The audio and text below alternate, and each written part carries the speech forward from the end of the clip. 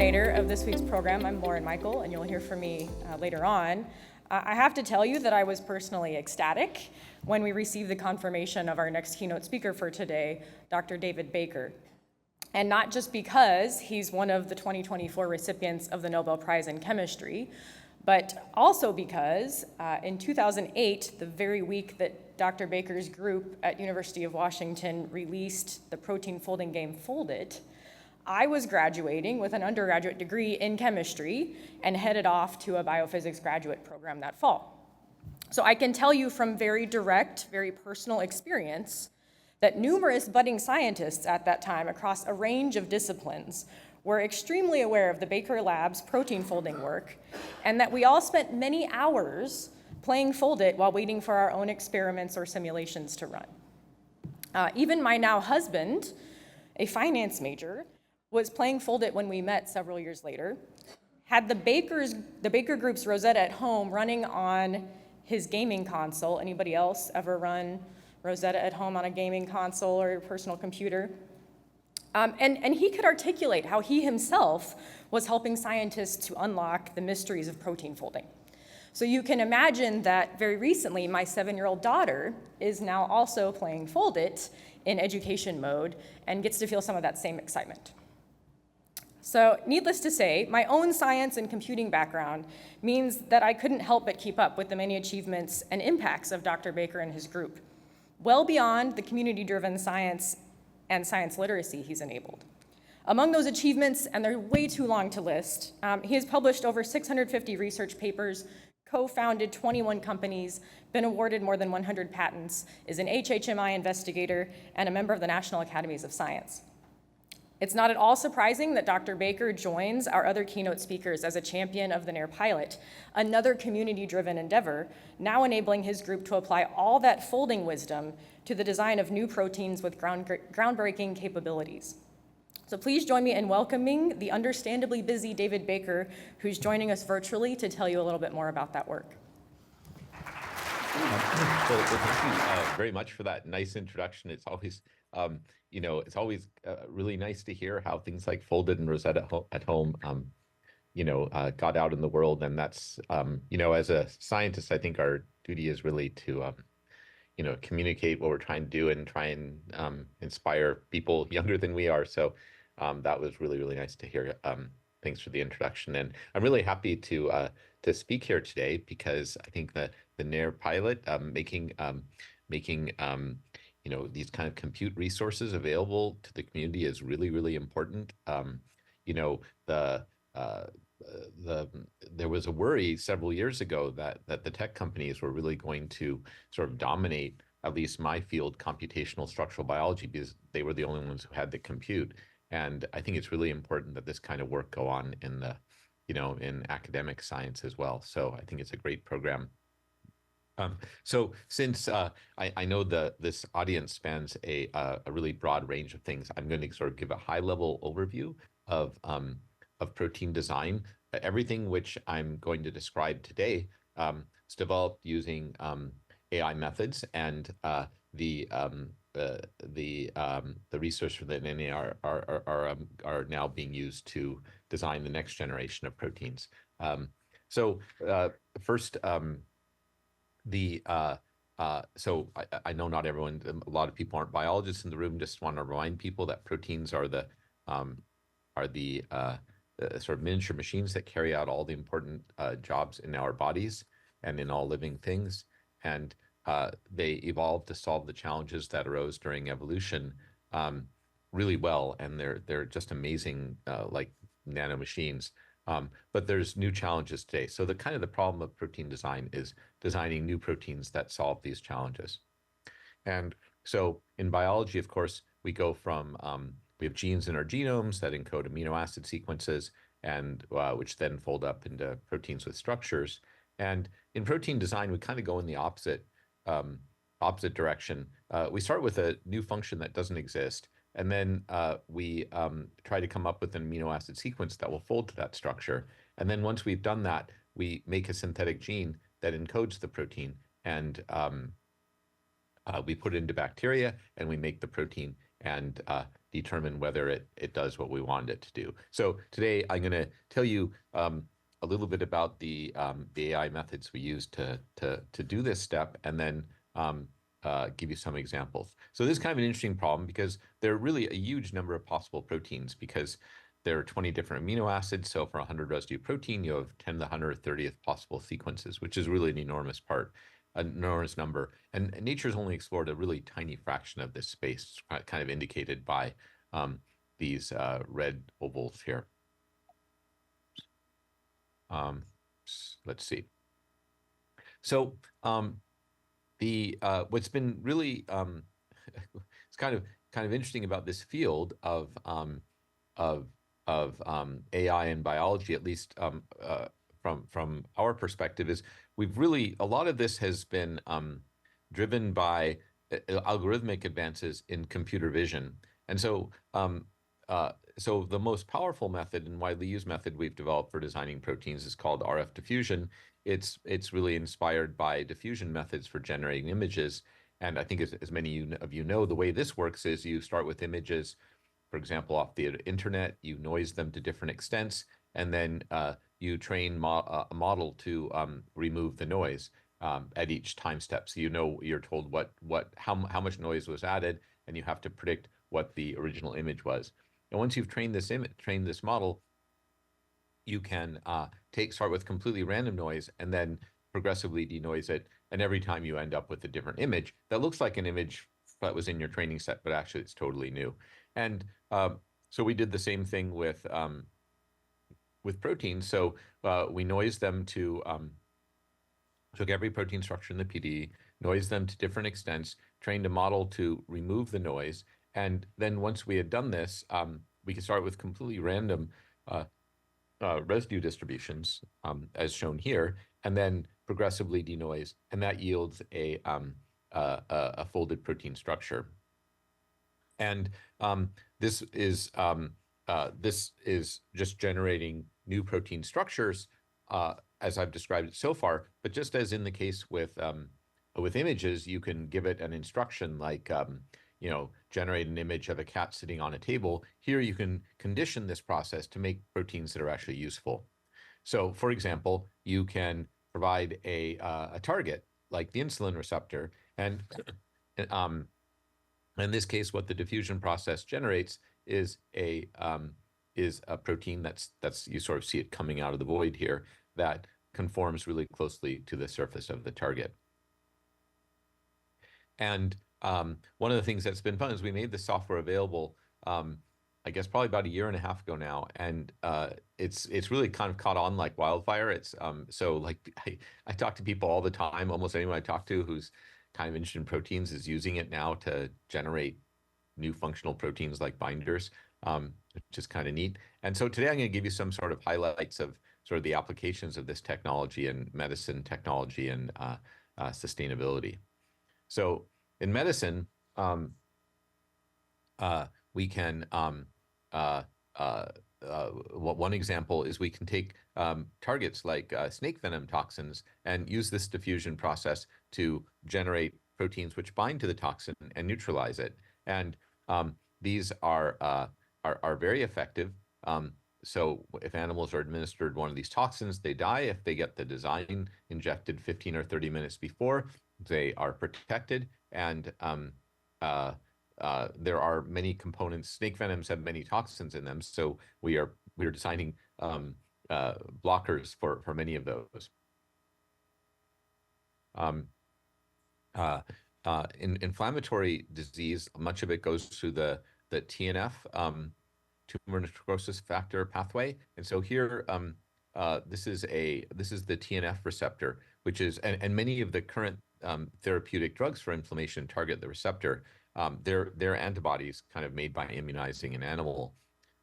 Here we're using this diffusion process, and it is generating a protein which really conforms exquisitely to the surface of the receptor, and it's very, very potent at inhibiting inflammation in animal models. So we're kind of excited to see how far this goes. We can design proteins that will activate the immune system to fight cancer. So this is the IL-21 receptor, the two components. Here's a designed protein that brings them together. And our collaborators, Mike and Stephanie Dugan, are getting very nice, very exciting results with even quite hard models like pancreatic cancer. And then we can design proteins that bind to viruses. So here's, and we can further condition the process to tell it that we not only want it to bind the virus, but we want the structure to be an antibody structure. And the reason we do that is that the pharmaceutical industry is really comfortable with working with antibodies. So we're finding there's a lot of interest in using these methods now to make antibodies. And this is now a cryo-EM structure comparing the design model to the actual structure. And you can see they're very, very close. And for those of you who know about antibodies, you know they have these complementary defining regions, the loops. And in this case, we're designing not only the loops, but also how the antibody docks on the target. And we can now design proteins that bind to unstructured peptides, like the peptides that form amyloids. And so this shows the design of such a protein. Here's the amyloid-forming peptide from A beta, and when our collaborators in Cambridge find that so if you just take this peptide and put it in solution, it aggregates. And the same is true with peptides from tau. But when you add these designed proteins which bind it like this, that completely suppresses the aggregation. Now there are I wanted to give you sort of there's a lot of applications in health, but there's also applications out of health, like making new types of sensors.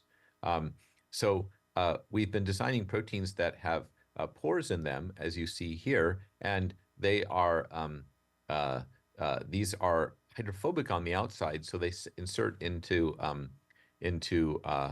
membranes. As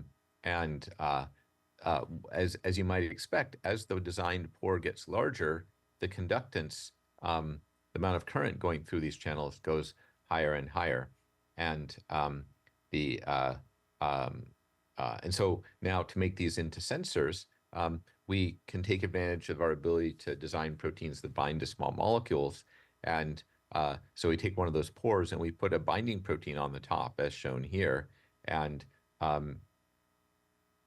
this is a binding protein for cholic acid.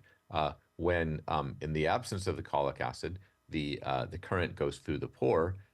When we add the cholic acid, the pore closes down, and the current stops. So we're excited about this as a way of making sensors for a whole range of different compounds.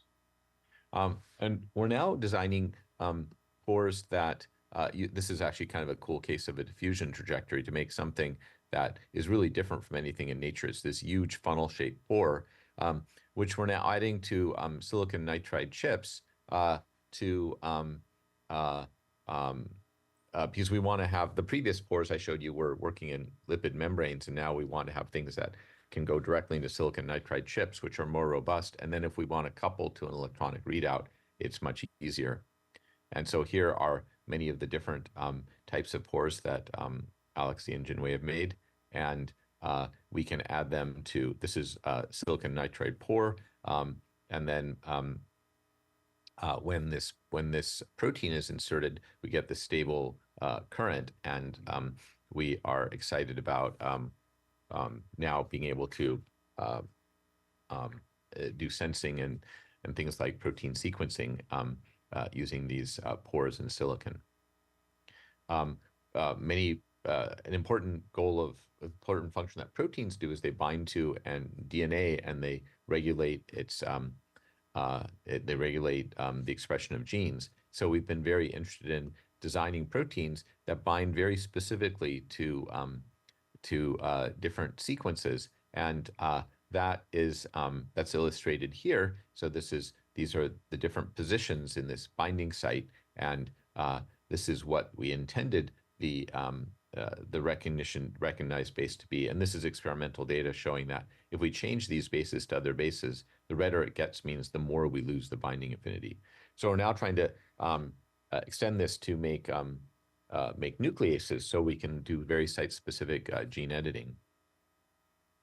And we've also been interested in designing nanomaterials, and this was the result of an NSF program that's now ended, but was very successful in its time. And my colleague Neil King designed these two-component nanocages, and then during the pandemic, put the receptor binding domain of the spike protein on them. And this was very exciting. This was actually the first computationally designed protein medicine. It was a COVID vaccine. And now we've been interested in making larger and larger containers, for example, for delivering biologics into cells. And here the challenge is if you have perfect symmetry, then the largest regular structure you can get is a dodecahedron with 12 pentagonal faces. You can make this bigger if you break symmetry by inserting hexagons in between. That's what happens in soccer balls. But that requires breaking symmetry because now the different, some subunits are on the edge of a pentagon and some are at the edge of a hexagon. And so to deal with this, you need to break symmetry. And we've worked out two ways of doing this. One way is to have a protein subunit that can adopt two different conformations, one when it's adjacent to a hexagon, one when it's adjacent to a pentagon, and that's shown here. Or we can expand the number of different subunits so that we use different subunits in different geometries, and an example is shown here. Now, both of these are experimental cryo-EM maps of the designs, and here for scale is AAV, which is a current delivery vector, and you can see these have much more packaging volume. So everything I've told you so far is proteins with single states, but we can now design proteins which are switches that look like this. So here you have a protein, you add an effector, and you get this change in conformation. And so if we have a shape like this triangle and we change the shape of the subunits, then we can get another shape like this square. And this is experimental data shown here. This is without this effector, which forces the conformational change. And now this is with. And here we have a square, another system where upon this conformational change, we get the pentagon. And this is, for those of you familiar with biochemistry, this is allosteric because this effector is not acting at the interface between the subunits. It's acting far from the distance. So we're getting kind of action at a distance sort of effects. And we can use this for something more practical, which is making immunotherapies, medicines that can be shut off. So IL-2 is a really potent activator of the immune system. And so we've made a version that can bind to the IL-2 receptors. And then when in the presence of the effector, there's a conformational change that drives dissociation of the receptor. And this works really well. It's a really cool sort of single molecule experiment movie of what's going on the surface of cells. Basically, what we find is that when the effector is added, the two receptor subunits, these two split apart very quickly, and this results in an immediate cessation of signaling. So this is if you add the drug, but without the effector, you get this increase in signaling. If you add the effector, it decreases rapidly. And then finally, I want to say a few words about applying these methods for sustainability. And so one of the things that proteins do is they catalyze chemical reactions. And so we can use diffusion to address this problem by sort of generating a sort of an active site or positioning catalytic residues in such a way as to catalyze a reaction, and then building up a protein around it using the methods I showed earlier. So using this, we can build up enzymes with active sites of different complexities. And we find that when we change the geometry and the composition of these residues around the substrate, which is here, we get different extents of activity And what we're finding now is that with more sophisticated sites, active site geometries, we can achieve very potent catalysts that our highest are now about 100 times higher than this, so in the 10 to the 5th per mole per second. And we can solve structures of these, and the structures generally come out very, very close to the design model. So this is kind of a whole new way of thinking about catalysis, where you get to make up a catalytic geometry and then achieve it by building a protein that holds the residues in place. And this is another chemical reaction where we are holding a metal ion in place to catalyze a reaction. And here, just to give you an idea of the numbers, here we made 96 different designs. We designed 96 proteins. We made 96 of them in the lab, and the highest one had, again, the best one had a very high kcat over km. We've recently been generalizing this method to break down PET, which is a component of plastic. And there aren't actually any enzymes known that use metals to do this, but we actually have our first hits now with metalloenzymes that can break down PET. And then finally, we've been interested in artificial photosynthetic systems, so we can take. Nate Ennis took the special pair of chlorophylls from the photosystem and built a small protein which holds them in exactly the same position. And then he and Shunji Wang sort of built them into these cubic assemblies shown here, where each edge has now 2 chlorophyll molecules. So we're working on sort of building more complete artificial photosynthetic systems, which will absorb sunlight, energy from sunlight, and then transfer it to the special pair where then charge separation will take place, and we're trying to couple now to oxidation and reduction reactions. Sorry, there's one final example. So one of the things that's really fascinating, many fascinating things in nature, is that proteins interact with inorganic minerals like calcium carbonate and calcium phosphate to generate things like bone and tooth. And we've been very interested in designing proteins that can interact with inorganic nanomaterials, inorganic compounds. Here we chose to design proteins that would template the nucleation of zinc oxide, because zinc oxide is a semiconductor, and those obviously have very interesting properties. So here's a design protein. When you add zinc oxide, basically we have these zinc oxide mineralizing surfaces here. What happens is it fills in this spot here is a cryo-EM structure. So anyway, we're really excited about this, and again, it's great to have resources like NAR. So now people, we are using it to design proteins across these different areas, and I think there's just a huge number of applications now. And there have been lots and lots of people over the years. This is the Rosetta community here who have been involved in all this work. So it's really been a huge team effort. So so I want to tell you about today, and I would be happy to take any questions.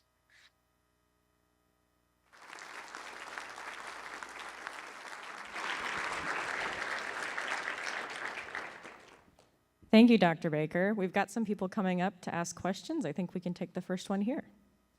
Thank you very much. This is really just mind-blowing. You can't hear? Okay. I think Avi's working to make sure you can hear us. We'll try again in a moment. Yeah, now I can hear you. Yeah, I couldn't hear before. Great. Thank you for this talk. It's mind-blowing, really, what can be done today. So I have 2 questions, one short and one a little longer, I guess.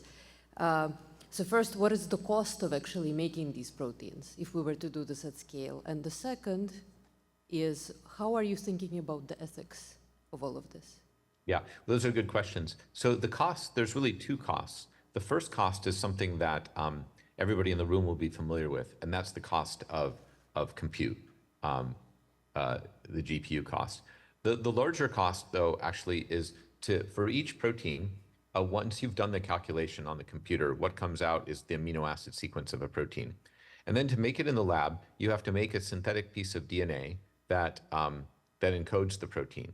And there are many companies now which specialize in making synthetic DNA, and that's expensive. So the cost, it depends on how many designs you order at the same time, but a typical gene might cost, if you just order it by itself, it might cost on the order of $100. If you order, if you get them in bulk, then the cost goes way down. That's related to your answer, the second question about ethics. So you might worry about people using these methods to do not so good things. That is there. Nature is already kind of optimized things like the 1918 Spanish flu and Ebola virus for a whole series of properties needed to kind of cause death and destruction on a really large scale. So I think there's no need to, if someone, a bad actor would not need these tools to design bad things, they would. But as I showed you, there's a lot of ways in which you can design antivirals, for example, using these methods. But the answer to your question, like in terms of what I think should be done is this. It's hard to regulate what people do on their computers, obviously, but this step where you can go from the in silico to the real world, where you synthesize DNA, is one that I think would be very good to monitor and track, and so that if there were then a problem, then it could be traced down to where it was coming from. Thank you. All right, next question over here. Hello. Your talk, that was one of the fantastic talks that I have ever heard. Thank you. Because right now in my PhD project, I'm working on diffusion model, but I have one question related to your work. After training your model, for example, you want to just design a protein for some disease, your model is going to create just one answer in every run for example, the medicine? Oh, well, it's a diffusion model. So each time when you start from, a different random seed, you'll get a different random initial distribution. And so your final solution will be different. And so that's one of the real advantages to diffusion generative models in this case. Our previous models were deterministic. So we had, for example, in-painting models where you would just get one solution. But but every time we can run this for hundreds of thousands of times, and we will get 100,000 different solutions, which we then have to be able to rank in some way. But yeah, it's stochastic, so you get different solutions with each trajectory. Mm-hmm. And what is the next step after, for example, you have some candidate for the medicine? Yeah, well, the next step is, like I said, you have to make a synthetic gene encoding the protein. You have to put it in bacteria. You have to make the protein. And then you have to test first in the laboratory whether it does what you want it to do. For example, bind to a virus or bind to a cancer target. And then once you've done that, usually you have to collaborate with someone who's an expert in the area who can test to see whether it protects animals against virus or it's good for treating tumors. So there's kind of a whole succession of steps that you have to go through. Mm-hmm. Thank you very much. Well, I've also got a question for you, Dr. Baker. I'm wondering if you can tell us a bit more about some of the computing resources or other resources that your group is using through the NAIR pilot, and for which types of computations. Yeah, so the resources that we're using are, so there are two kind of big tasks that we have to do, which are, there's model training. So in all these models,